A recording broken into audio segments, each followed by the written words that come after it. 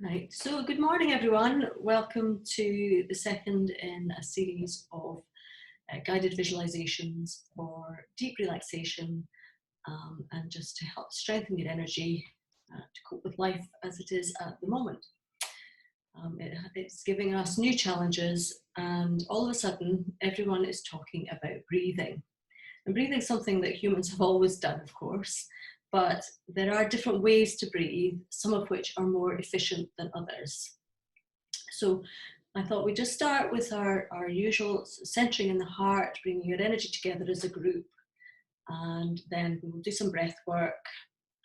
I will talk you through the breathing more from a structural point of view, but also a little bit about the energy, and then we'll go for a little walk together.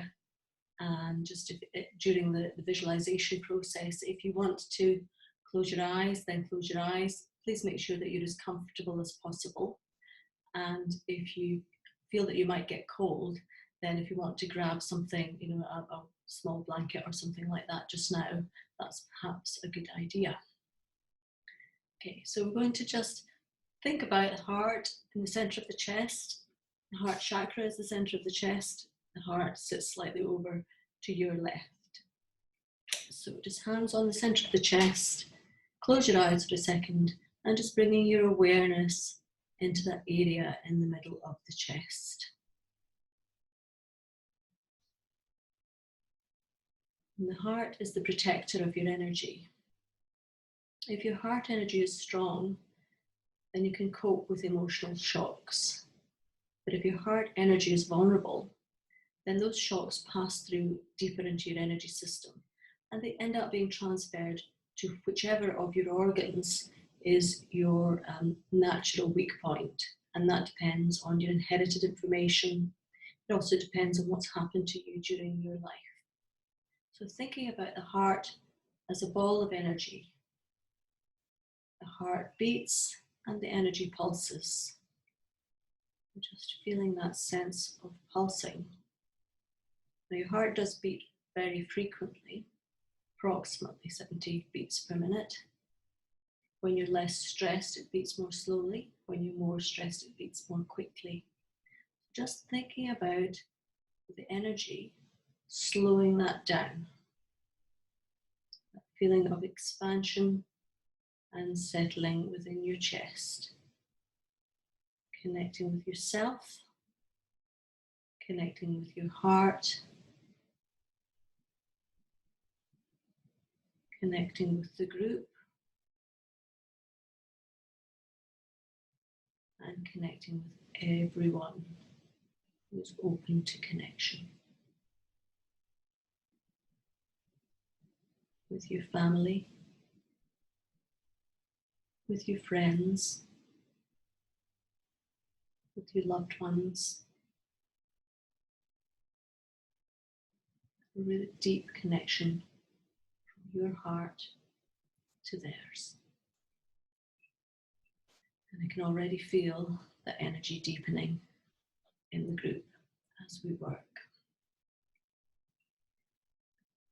So we're going to think about breathing now. And we're going to think about keeping the upper chest quiet and working into the lower chest, because the lungs are shaped a bit like pyramids. And the big part of the lung is called the base. And so we want to get the air into the base and out from the base. And we don't want to breathe too quickly. And we want to just take our time and be present in our breath. So I'm going to stand so that you can see. Okay, so we're going to start with what we call lateral costal breathing. So if you think about putting your hands, and you can open your eyes for the moment and just see where I am. The hands should be around the lower parts of the rib, just so the thumbs are just a little bit above your waist and your fingertips towards the front. And as you breathe in, you want your hands to move to the side, and as you breathe out, your hands can move together a little bit. Nice and slow, pushing to the side, And then sinking in.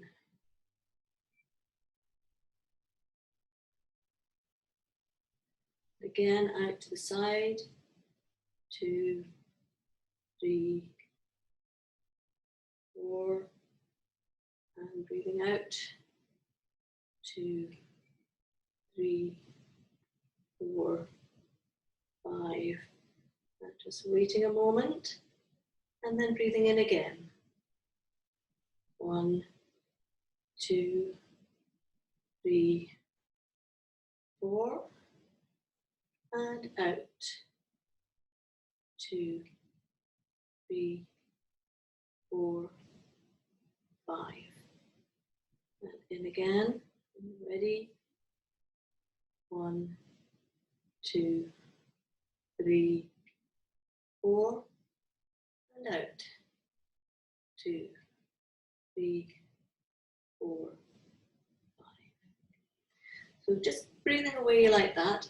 Don't do too many deep breaths in at the same time, because you can make yourself feel a little bit dizzy, and you don't want to make yourself feel dizzy when you're doing your breathing, because when something goes wrong with our breathing, it tends to make us feel a bit panicky.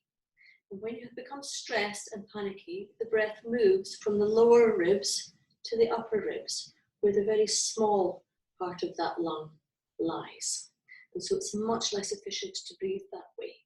So thinking always of keeping the upper chest quiet and still, moving the breath down and out. And then letting that expansion just fall back in as you breathe out. And that breath out goes right the way until it comes out through your nose or mouth. And then you breathe in through the nose, down, down, down, and widen. So that's breathing with the side part of the lungs to get the bases to open. And there is another very important muscle that helps you to draw the air down in the lungs. And it's a big muscle that sits like sort of 2 cups across the midline of the body. And it's the only structure that divides the upper and lower body. It's called the diaphragm. And so when you breathe, your diaphragm descends and flattens, and it widens the lower ribs. And when you breathe out, it rises up again. So it takes up more space in your chest area on the breath out. It creates more space in the chest area when you breathe in. Now, in order to know if you're using a diaphragm, when you breathe in, if you put your hands over your tummy button and just feel the breath coming in and out. And you can see that my tummy moves forwards. Breath in and sinks in. One breath out. Just having a bit of attention on the tummy area, drawing the breath down into the tummy. 2, 3, 4, and then out. 2, 3, 4, 5. And then when you're ready, breathing in again. 2, 3, 4, 5 if you can, 6 if you can, and then out. 2, 3, 4, 5, 6. Think about what your shoulders are doing as you're doing that. And think about as you're breathing in, letting your shoulders drop. So breathing in, 2, 3, 4, and you can see I'm taking my shoulders up this time, so we don't want that to happen. We want the breath to be working down in the tummy area, so letting the shoulders drop down and back, and out. 2, 3, 4. And I'm deliberately taking my time, and I'm also deliberately not breathing in again immediately upon breathing out.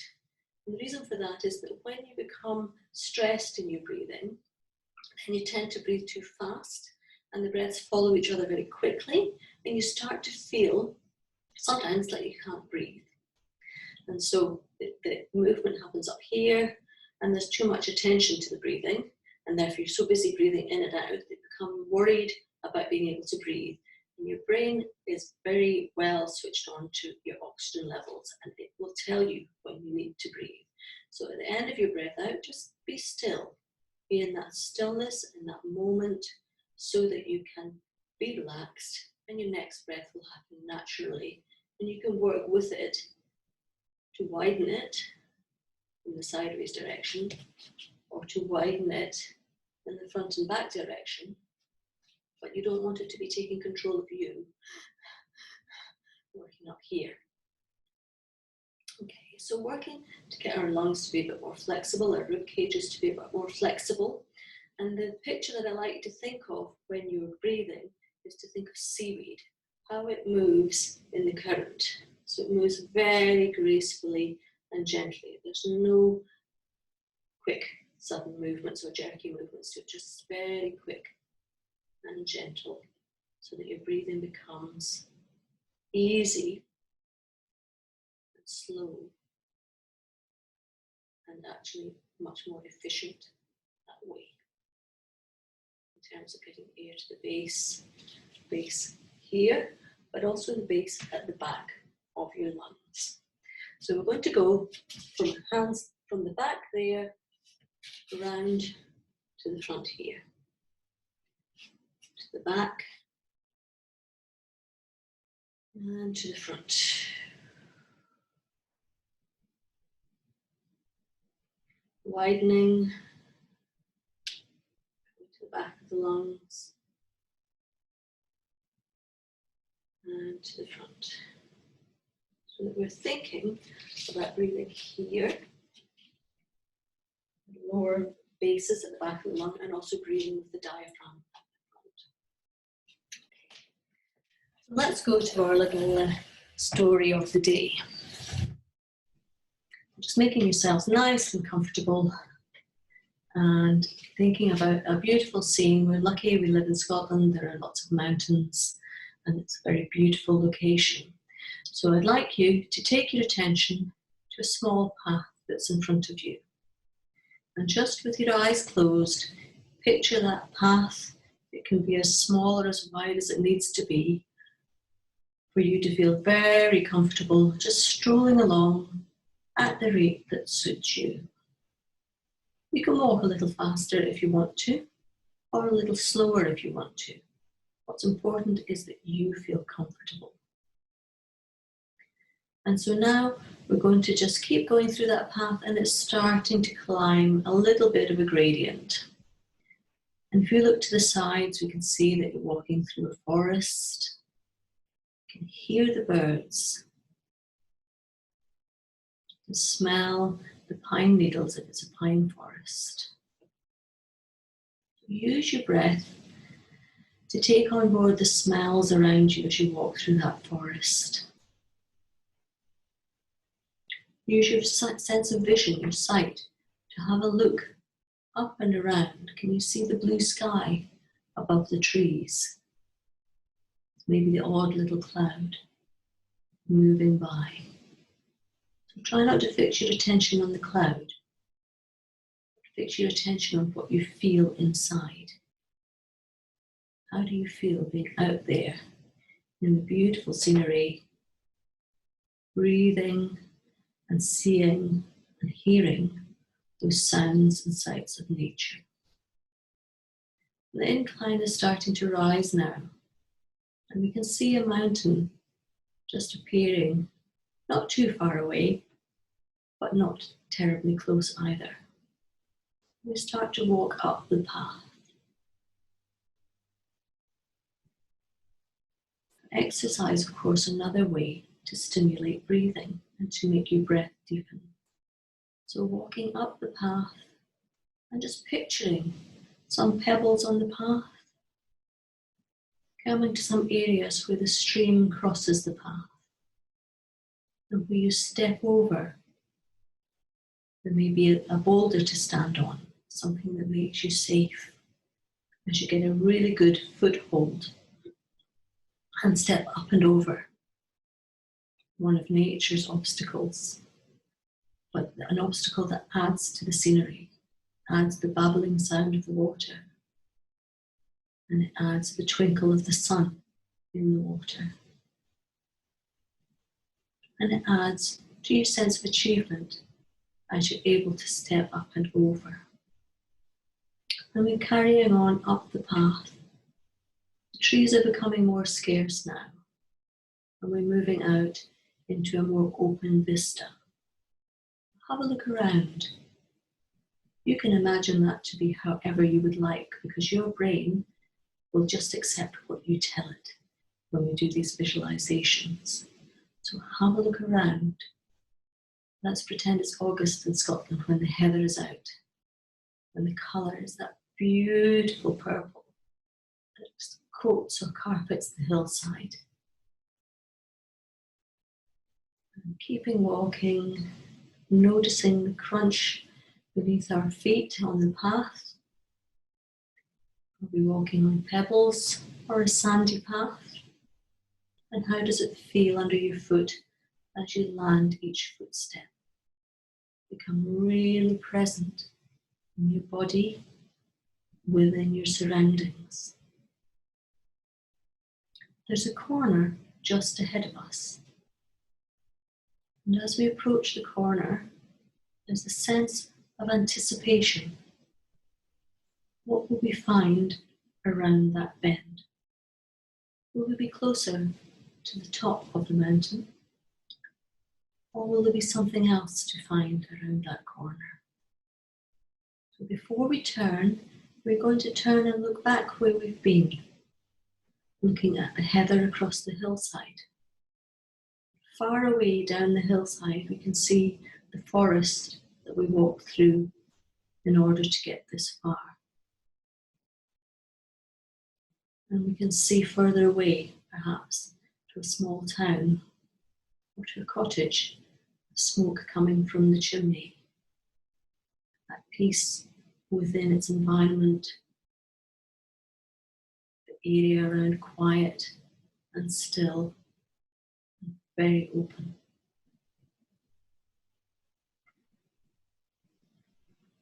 Soak that feeling into your heart. Let it reach every pore of your body. Enjoy that view as far out as your fingertips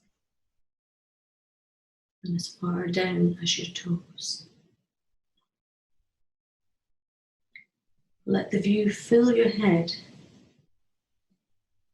and above your head until you feel it all around you like a giant ball of energy,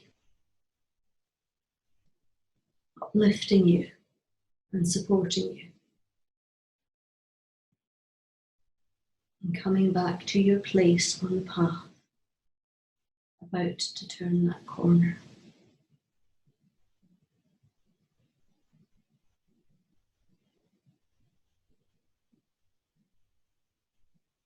And as we turn the corner, there in front of you is a beautiful loch or lake. Colour is deep green, very clear.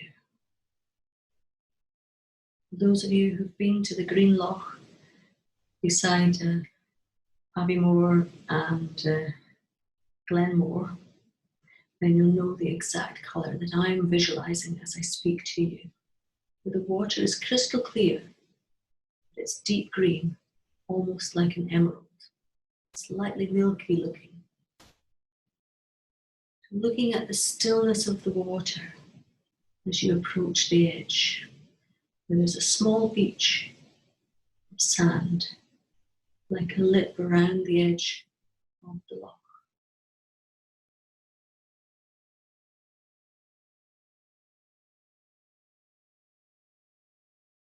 Look around you for a small pebble and collect 2 or 3 flat pebbles, just the right size for skimming on the loch. And envisage yourself sitting down and resting. Feel the weight deepen under your hip bones. Feel the warmth of the sand as it supports you. Hear the sounds around you magnified, because around that loch there is a corrie. The loch is nestled at the foot of some hills. And so the sounds are magnified. Birds chirping, the bee passing by. So important for life to have those other parts of an environment and to welcome them into our hearts. Breathing. Breathe with the upper chest. And then breathe with the lower chest as we practiced earlier.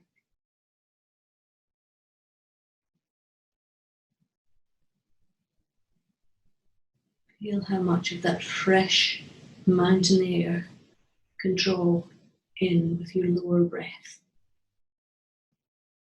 as the ribs widen and soften.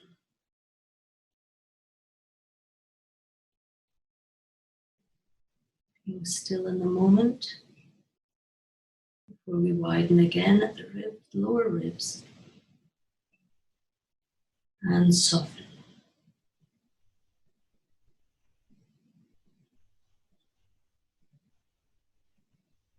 Taking your first pebble, very gently, just lob it to the center of the loch.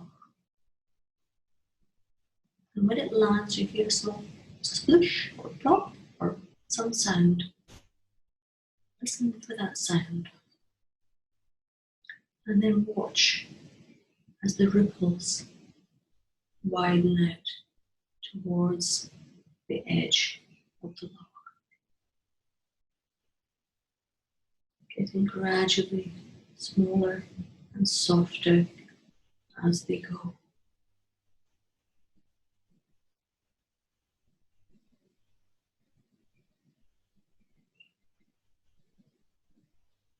And taking the next pebble, look at it. What does it feel like? Does it feel smooth? Is it warm, warmed by the sunlight? Is it perfectly round or slightly oval? Does it feel heavy in your hand or nice and light? So that you know that that would skim beautifully if you were to throw it across onto the water. Just the right technique and angle. Is it rough textured or very smooth? Thinking about all these things so you become engrossed by that stone, that pebble. And it is the focus of your horizon, the focus of your universe for now. Taking your attention now back to the water. And this time we're going to do a skim with the stone. And I want you to watch it, and it will be the most perfect skim that there has ever been. And it's going to start with bigger hops and gradually get smaller as it moves away from you. And as it skims and it hops, I want you to breathe with the lower part of your ribs and with your tummy out, out, out, out, out. So with each skim of the stone or each hop, you go a little bit further and a little bit further and a little bit further. So you're really controlling what your breath is doing. And then when the stone stops and you've gone as far as you can go, you let your lungs relax. And then we'll do that one more time with the second stone. So when you're ready, you're going to stand now at the edge of the loch, the lake, and you're going to angle yourself just right and get that with a lovely flow of your hand to let that stone go. Watch it bounce. First bounce, breathing in. Second bounce. Third bounce. Fourth bounce, fifth bounce, and one more if you can, and then letting the lungs relax. Upper chest staying still and calm all the way through. Being present in the moment. Marvel at how well that stone was skimmed, how well you made it skim. And we're going to do that one more time. You pick up your last stone and you look at it again. Is it a different colour? Different texture, maybe a slightly different shape? Because in nature, the two things are absolutely identical when you pick up random stones on the beach. So we're going to angle yourself again. Perfect angle, nice and low. Your weight back on your back foot, and then transferring that weight forwards as you skim again. And as the stone lands, you've taken your first part of your breath, another part, another part, another part, another breath, another breath. Widening those ribs, and then letting them fall down, thinking again of how our seaweed moves, soft and gentle. And bring your hands together, center of the chest, and just being part of that mountain scene, and part of yourself. Deepening the connection with yourself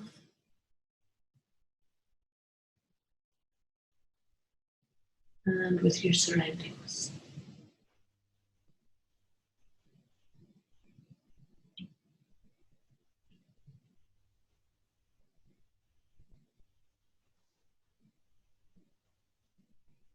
Just sitting yourselves down again and look at the colour once more. Look at the beautiful majesty of the mountains as they surround the Loch, the lake. Look at the colours. Hear the sounds.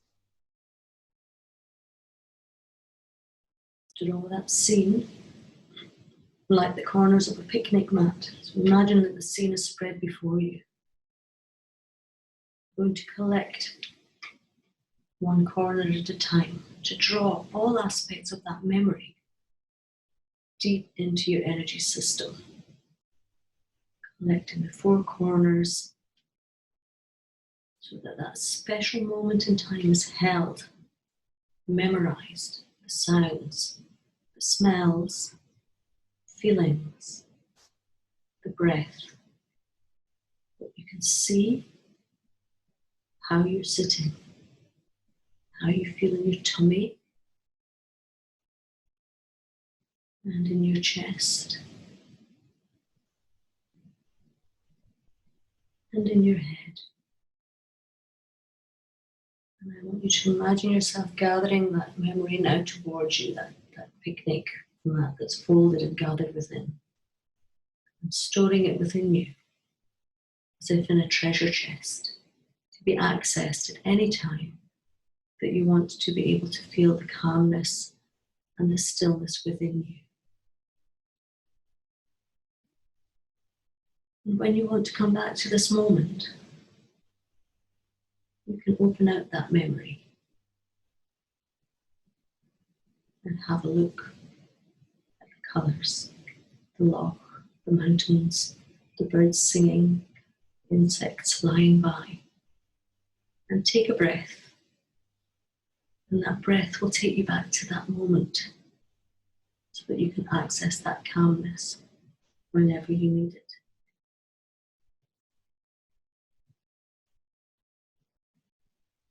If you have a photograph of a favourite place with a small lake or a loch, or if you have a look online and find one that you can build into your memory, you can then have a look at it and very quickly reconnect with this sense of stillness working within the group today.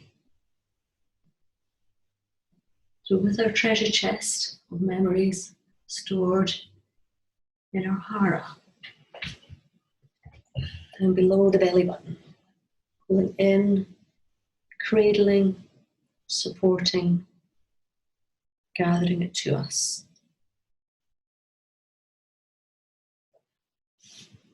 And I'm going to turn now and start to head back down the path,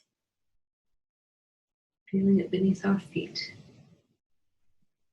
seeing the open vista before us with the heather, with the trees in the distance, coming ever closer and closer and closer. Stepping over that small stream we crossed on the way up. Cross it with ease.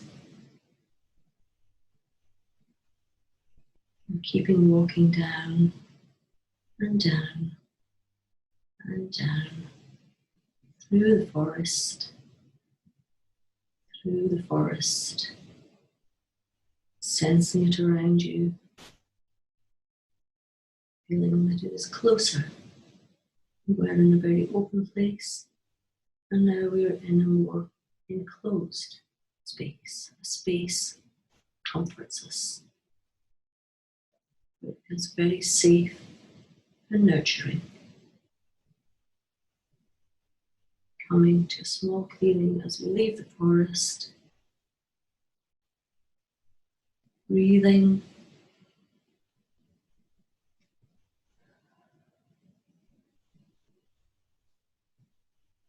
Breathing in, 2, 3, 4, and out, 2, 3, 4, 5, 6. And your hands on our tummy, around our belly button.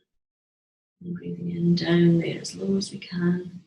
Letting the tummy come forwards as we breathe in. 2, 3, 4, and out. 2, 3, 4, 5, and being still, opening our eyes, having a wriggle. Always breathing at your own rate. You don't have to do 4 or 5 or 6. You do as many counts as feels comfortable to you. And then on the breath out, it's a relaxation. You just let the breath fall out and away. Doing a few breaths at a time, but not too many, so that you don't make yourself feel a little odd by over-breathing. Coming back to the heart, bringing your attention to ourselves, to our families, our friends, to our acquaintances, and to people who may be strangers, who are part of us all.